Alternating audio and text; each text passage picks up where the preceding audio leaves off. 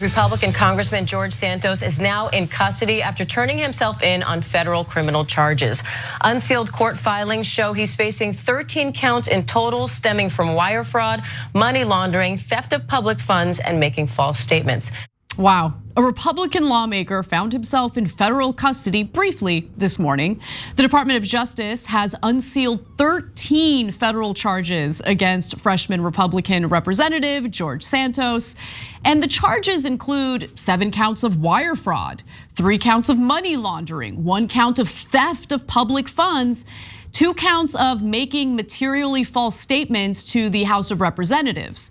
The prosecutors allege that Santos solicited campaign funds under false pretenses and then proceeded to use the money on himself. Gee, I wonder where I've heard that before. I know we've heard quite a bit of accusations in regard to Donald Trump doing that. Now, the indictment accuses Santos of undertaking a fraudulent political contribution solicitation scheme where he set up a company and got supporters to contribute funds to it under the false pretense that the money would benefit his political campaign. Prosecutors claim that the thousands of dollars instead went to Santos's personal expenses, including luxury designer clothing and credit card payments. Wow, this is really shocking, guys. I mean, would anyone really expect this to come from a guy who defrauded an elderly man his mom was a caretaker for over in Brazil? Remember, he stole that person's identity and started making credit card charges using that person's identity? Should probably be extradited to face some charges in Brazil on that. Anyway, in addition to allegedly defrauding voters through the misuse of campaign funds, Santos is also accused of defrauding taxpayers through the pandemic-era unemployment insurance program. Though he claimed in the application he had been unemployed since March 2020, according to prosecutors, he was employed at an investment firm, and as part of a $120,000 annual salary, he was allegedly receiving regular deposits with the exception of one period in July and August of 2020. He was employed at the firm between February 2020 and mid-April of 2021. But because of the repeated false assertions he is alleged to have made to the unemployment program, Santos also received close to $25,000 in benefits, according to prosecutors. Now, Santos was asked about these charges, and his response honestly was exactly what you'd expect from George Santos. Let's watch. Why would you apply for unemployment benefits when you had a job making $120,000 a year? Rachel, this is part of my defense. This is inaccurate information, and I will get to clear my name on this. During the pandemic, it wasn't very clear. I don't understand where the government's getting their information, but I will present my facts. Prosecutors say that you got over $20,000 in unemployment benefits, sir. How is that acceptable? Ma'am, like I said, my employment was changed during the time. I don't understand where the government's coming from. I'll present my defense. My favorite part of that video is just the scene around him, including the guy with the phone who's just like, as the reporter's asking the question. It's so good. Anyway, Santos has also been accused of making false statements to the House of Representatives about the source of his income. In addition to all of this, the Republican lawmaker has allegedly been stealing cash meant for an Iraq war veteran's dying dog and masterminding a credit card fraud scheme. But it's unclear if the DOJ's charges against him have anything to do with those specific accusations. As CBS News reports, Santos has been under several investigations for several reasons. FBI is probing his pet charity, and the Securities and Exchange Commission inquired about his work for Harbor City Capital, a financial firm that was running a Ponzi scheme.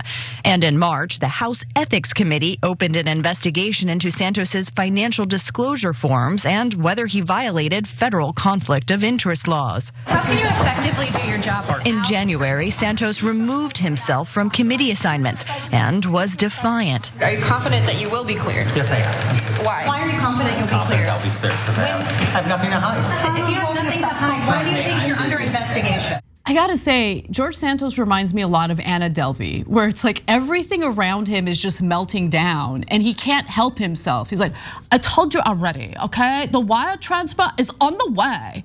Mr. Santos, are you really planning to run for re-election? Of course I am. I told you already. The re-election campaign is on the way. Now, Santos's indictment comes just one day after former President Donald Trump was found guilty in a, civil case. He was found guilty of sexually battering and defaming writer E. Jean Carroll in a civil trial. And this is clearly not a good look for the Republican Party as a whole. And so far, the House GOP has even refused to expel Santos despite his shady track record and possible financial crimes. But what are they saying now? Now that this freshman lawmaker and likely con man has been indicted and arrested, have they changed their tune? Well, New York state lawmakers have been pretty good in condemning him, but House Speaker Kevin McCarthy, not so much.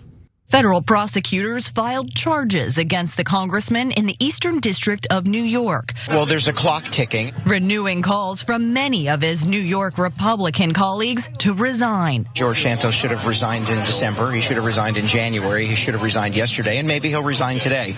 But sooner or later, honesty and justice will be delivered to him. Santos was notably absent from House floor voting Tuesday night, and Speaker Kevin McCarthy suggested support for the freshman congressman is limited if he's found guilty. If a person is indicted, they're not on committees, they have the right to vote, but they have to go to trial. By the way, Santos is definitely planning to continue voting on legislation even though he's been indicted. It's wild. Now, other Republicans were a little stronger in their willingness to denounce Santos.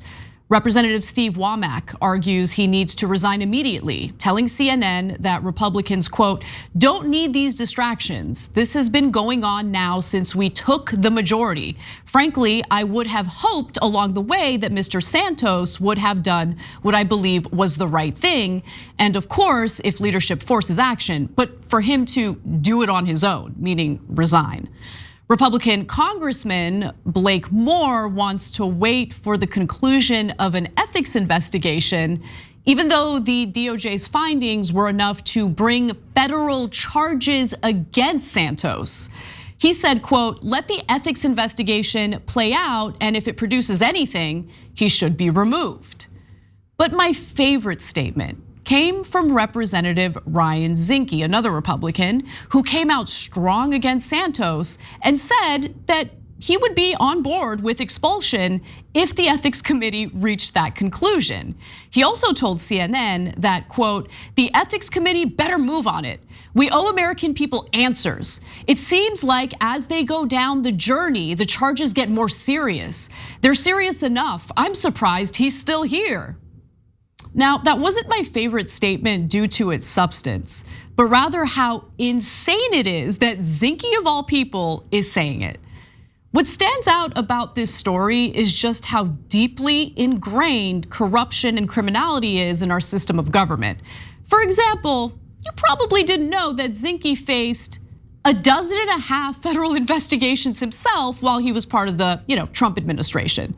Much of what he was accused of was basically using his position of power for self-dealing. You can read about those investigations in a pretty detailed 2018 piece by Citizens for Ethics titled A Guide to the 18 Federal Investigations into Zinke. I highly recommend you guys do that. Now, the behavior in question occurred while Zinke served as Trump's Interior Secretary for a little under 2 years, beginning in March of 2017. Somehow, the Montana lawmaker managed to face 18 federal investigations during that short period of time. But to be fair, he was cleared of wrongdoing in some of those investigations. But many were deemed inconclusive due to Zinke's unwillingness to cooperate with investigators. The most recent IG report concerns allegations that Zinke tried to secure free travel for his wife in government vehicles. Any non-government employee is supposed to reimburse the government for those kinds of trips, but Zinke allegedly tried to get his wife a volunteer job at the department so she could travel with him for free. Zinke has repeatedly denied any wrongdoing. The secretary is also being investigated separately for a few different matters, including his involvement in a land deal in Montana that could benefit Zinke and his wife, Zinke's reversal of a decision to grant a casino in Connecticut after meeting with lobbyists from a different casino operator, and his decision to redraw the boundaries of 2 national monuments. Wow, that land deal is a bit of an issue, no? We should probably learn more about it. This land deal in Whitefish, Montana, can you explain a little bit about what that question is about? Sure, there's a development in Whitefish called 95 Caro, which involves the chairman of Halliburton, a major oil services firm, which is potentially affected by interior decisions, as well as a local developer and the Zinkes, because the land that they have both donated to the town as well as adjacent property that they own could be affected by the development. Secretary Zinke, who stepped down as president from the foundation and handed the reins to his wife, has been involved in discussions and even a meeting with David Lazar, his son, and this developer while in office here in Washington, and that is now the subject of an inspector general probe. Usually lawmakers don't release statements or call for investigations of other corrupt lawmakers because they're worried that in doing so, it'll draw attention to their own criminality and their own corruption. But Zinke isn't even smart enough to do that. It like blows my mind. Anyway, that land deal investigation was never concluded.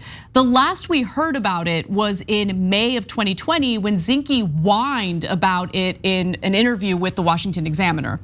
Other ongoing investigations include claims that he blocked a casino deal involving native tribes after, of course, meeting with MGM lobbyists. Zinke's corruption had apparently been so brazen that even members of his own corrupt party wanted to investigate him. Following reports that the Interior Department would spend nearly $139,000 to replace 3 sets of doors, House Oversight Committee Chairman Trey Gowdy got involved. He requested a briefing from the Interior Department on plans to replace the doors, as well as documentation of the purchase. Now, all of these accusations and investigations led to Zinke stepping down as Interior Secretary on December 15th of 2018. But he ran for a congressional seat in Montana's 1st District and narrowly beat Democrat Monica Tranel in the 2022 midterm election. So it's difficult to celebrate George Santos possibly facing consequences for his actions when we all know lawmakers like Zinke can get away with using their power to enrich themselves and their corporate donors. And remember, we still have members of Congress engaging what definitely appears to be insider trading with impunity. This isn't to take away from the Santos news. I don't want to be a Debbie Downer. But viewers and listeners should ask themselves why some politicians with way less power, like freshman lawmakers, face the music while others don't. And despite the criminal indictments, even Santos is planning to somehow cash in on this with possible lucrative projects. You looked, Go ahead. you looked pretty stressed. When I saw you sit down and the judge first started speaking, what was going through your mind? What are you feeling after being in court today? Well, when it's your first time in experiencing something of this nature, I think everybody would show some kind of stress, right? I quite frankly don't believe I was stressed. I did the best I could to just keep my composure. I was fine. But again, this has been an experience, for a book or something like that. This has been an experience for a book or something like that. I mean, always scheming. Gotta respect the hustle, right? Jeez, it's incredible. But the only person's hustle I really respect in this story is that incredible reporter who just popped up out of nowhere to ask a question and confront Santos about how nervous he looked. That's the real winner in this entire scenario. Look at her. She's about to, I gotta ask you a question. I gotta ask you why you look so nervous. You're playing it cool, but I know what's really going on here. That was so good. Anyway, we'll tell you how this all plays out as we learn more about the criminal indictments. This is a pretty big deal. And while I do have, some downer elements to this story that I've shared with you, I will say it does feel good to see at least some people in positions of power facing consequences for their actions. Thanks for watching The Young Turks. Really appreciate it. Another way to show support is through YouTube memberships. You'll get to interact with us more. There's live chat emojis, badges. You've got emojis of me, Anna, John, JR. So those are super fun. But you also get playback of our exclusive member-only shows and specials right after they air. So all of that, all you gotta do is click that join button right underneath the video. Thank you.